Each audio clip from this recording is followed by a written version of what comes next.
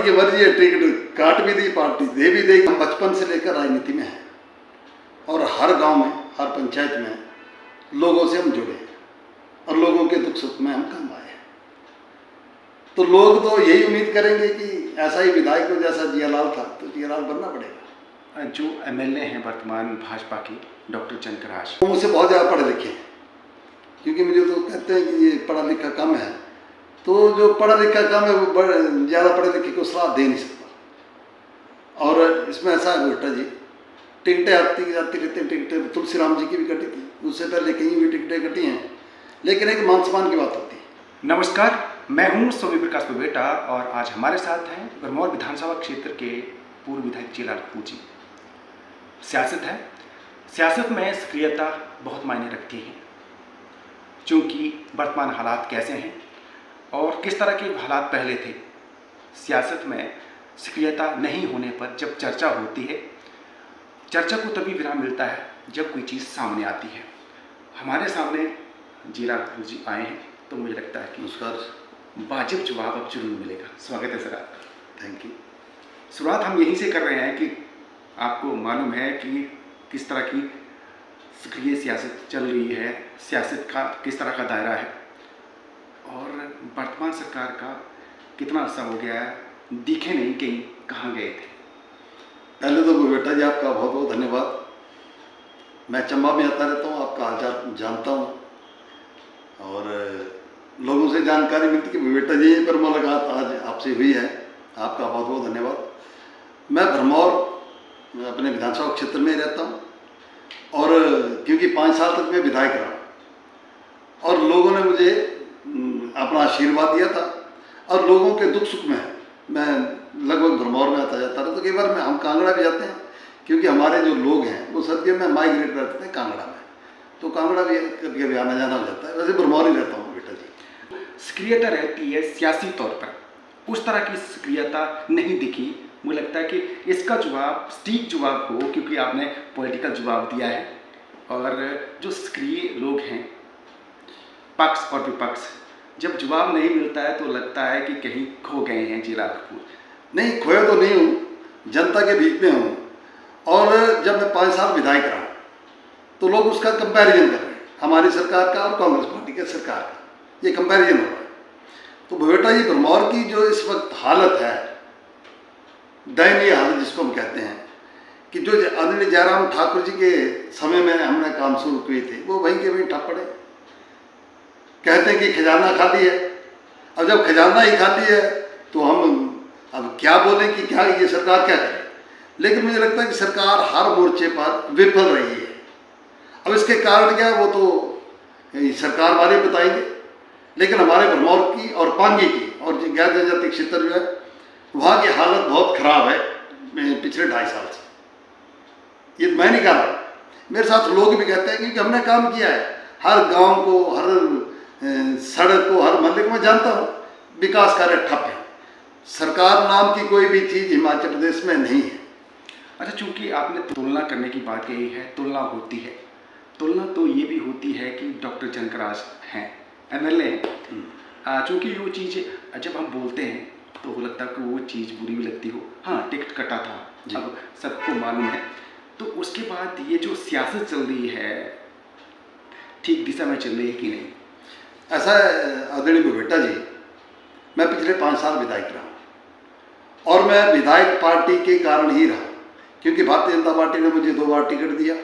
एक बार, पहली बार 2012 में हम चुनाव हार गए और दूसरी बार जब 2017 में टिकट दिया तो हम चंबा जिला में सबसे अधिक मतों से जीते थे और लोगों की अपेक्षाएं बहुत थी और मुझे लगता है कि हम लोगों की अपेक्षा पे खरे भी उतरे।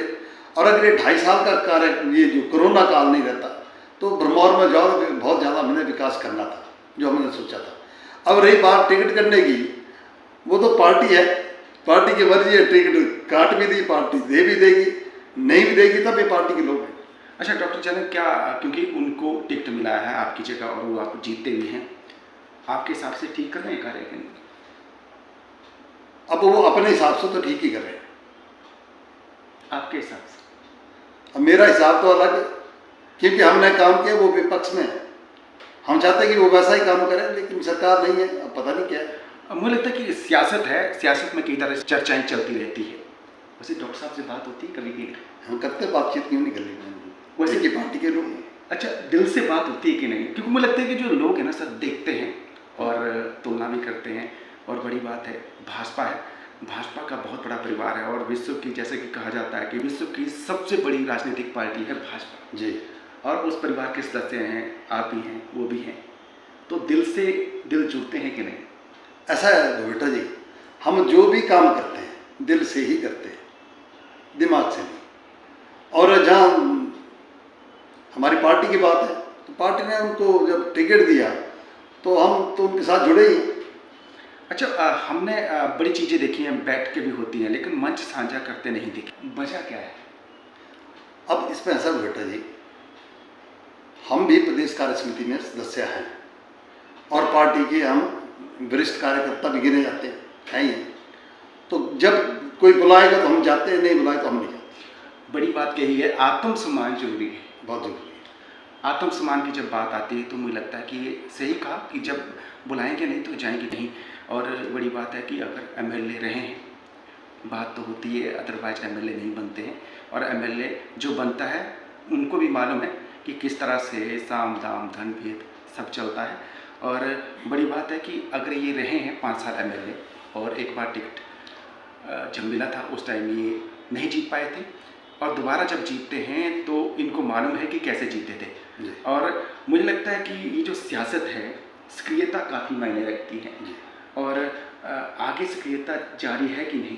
इसमें ऐसा है बेटा जी, क्योंकि बचपन से हम राजनीति से जुड़े हुए व्यक्ति हैं, तो जब छोटे छोटे थे तब भी राजनीति में थे। और मेरा जो परिवार है, मेरे पिताजी 35 साल तक पंचायत के प्रधान रहे हैं, 10 साल मैं प्रधान रहा और 5 साल मेरी घरवाली भरमौर पंचायत की प्रधान रही। लगभग 4 साल हमने वहाँ पे पंचायत पे अपना पंचायती राज संगठन में रहे हैं। तो हमारी एक आदत बन चुकी है कि हम राजनीति में हमेशा ही सक्रिय रहते हैं, लोक सेवा में हमेशा ही सक्रिय रहते हैं और दुख सुख में आना जाना ये लगा ही रहता है। वरिष्ठता का आपने जिक्र किया है, ठाकुर सिंह भरमौरी पूर्व मंत्री रहे, वो भी देखते नहीं कि आपकी मित्रता तो नहीं चल रही है आजकल, हमने सुना है कि बीच में मिलते रहते हैं आपसे। इसमें ऐसा है बेटा जी, अगर पार्टी विचारधारा से सोचा जाए तो भरमौरी साहब से हमारे कभी विचार ना मिले हैं ना मिलेंगे पार्टी विचारधारा से। और हमारी मित्रता तो रही नहीं, हमारी मित्रता तो कभी कोर्ट में होती थी तो कभी विजिलेंस डिपार्टमेंट में, क्योंकि जब मैं प्रधान था भरमौरी साहब ने बहुत कुछ किया वो हमारे लिए, तो वो यादें कभी कभी ताज़ा भी हो जाती हैं। तो अब तो बुजुर्ग हैं, जब मिलेंगे तो उनसे राम सलाम तो होती है। अच्छा, हमने ये चर्चा सुनी है कि अब ना भाजपा का नया संगठन तैयार हो रहा है जियालाल कपूर जी की अध्यक्षता में, सच्चाई क्या है? भाजपा का एक ही संगठन है और वो है भारतीय जनता पार्टी। अब भरमौर में मंडल बने, वो मंडल भारतीय जनता पार्टी के ही हैं, दूसरा मंडल कोई नहीं बन रहा। आजकल सर मणिमहेश यात्रा को लेकर एक शुल्क शुरू हुआ है, उसको लेकर काफ़ी चर्चा है, तो उस संदर्भ में आपकी क्या राय है? मुझे लगता है कि आपकी राय बहुत महत्वपूर्ण है। मुझे भी जानकारी मिली है कि हरियाणवी के नाम पे कोई 100 रुपये का शुल्क लग रहा है, तो मैं तो इसकी कड़ी निंदा करूंगा और जो हमारे वहाँ के नुमाइंदे हैं, चुने हुए प्रतिनिधि, उनको उसकी आपत्ति करनी चाहिए। क्योंकि जब भारतीय जनता पार्टी की सरकार 2017 में बनी थी तो 2018 में जब मेले शुरू हुए थे तो बेटा जी हमने वो जो टैक्स लगता था पार्किंग के नाम पे 100, 200, 250, 300 जितना भी था, वो पार्किंग के नाम से दिया जाता था, उसको एडमिनिस्ट्रेशन कलेक्ट करता था और आगे वो ठेका दिया जाता था, लोग लूटते थे। और पार्किंग जबकि हमारे पास थी ही नहीं तो हम पैसा क्यों लेते? तो जब मैंने मीटिंग की, मैंने बोला यार तो हम पार्किंग दे नहीं पा रहे हैं, तो लोगों को हम झूठ बोल रहे हैं, जो लोग यात्री आ रहे हैं, श्रद्धा से आ रहे हैं, उनको लूट रहे हैं। हमने वो बंद करा दिया। एक 20 रुपये शुल्क दिया जाता था कि जितने लोग हैं पर बंदा 20 रुपये लेंगे, हमने वो भी बंद करवा दिया। पर दुर्भाग्य क्या है कि पिछले वर्ष 20 रुपये शुल्क लिया गया, किसी ठेकेदार को ठेका दिया गया, 12 रुपये ठेकेदार लेगा, 8 रुपये एडमिनिस्ट्रेशन लेगा, मतलब वो सरेआम भ्रष्टाचार था। और मुझे पहले ये हमारा एडमिनिस्ट्रेशन बताए कि आपके पास जो पैसे कलेक्ट हुए वो पैसे कहाँ हैं जी? आपके पास लंगर के पैसे भी आए, आपके पास हेलीकॉप्टर के पैसे भी आए, आपने दुकानों से भी पैसे लिए और पता नहीं कहाँ से लिए, ट्रस्ट के पैसे भी उनके पास आए। उनका यूज़ कहाँ? एक तो एडमिनिस्ट्रेशन इस बात को क्लियर करे। दूसरा, टेंडर करने की जरूरत क्या पड़ी? जब आपके पास आउटसोर्सिंग पे कर्मचारी हैं, डेली वेज कर्मचारी हैं, एडमिनिस्ट्रेशन बताया किसके कारण ये टेंडर हुआ और टेंडर लिया किसने? लाखों रुपए का, लाखों रुपए में हम तो करोड़ बोल सकते हैं। अगर 10 लाख आदमी वहां पर आए तो 2 करोड़ हुआ, और 2 करोड़ हुआ तो 80 लाख ले रहा है एडमिनिस्ट्रेशन और 1 करोड़ 20 लाख ले रहा है ठेकेदार। इस बात को पहले क्लियर तो करें। आपके हिसाब से शुल्क जो है वाजिब नहीं है? मेरे हिसाब से उनसे शुल्क लेना ही नहीं चाहिए, क्योंकि बिना शुल्क जब यात्रा हमने चलवाई, 5 साल हमने काम किया वहां पर, तो अब क्या जरूरत पड़ गई? और 100 रुपये क्यों लिया जा रहा है? इससे क्या होगा? इससे यात्री जो आते हैं, एक जो श्रद्धा लेकर अपने मन में आ रहे हैं, उनके मन में एक भ्रम पैदा होगा कि ब्रह्मौर में तो लूट है, और लूट क्यों रहे हैं इसकी बात मुझे मेरे समझ से बाहर और नहीं रहनी चाहिए। और एडमिनिस्ट्रेशन को बता देना चाहता हूँ, अगर आपने ऐसा कुछ किया, इसको लेने की कोशिश की, तो हम धरना प्रदर्शन करेंगे।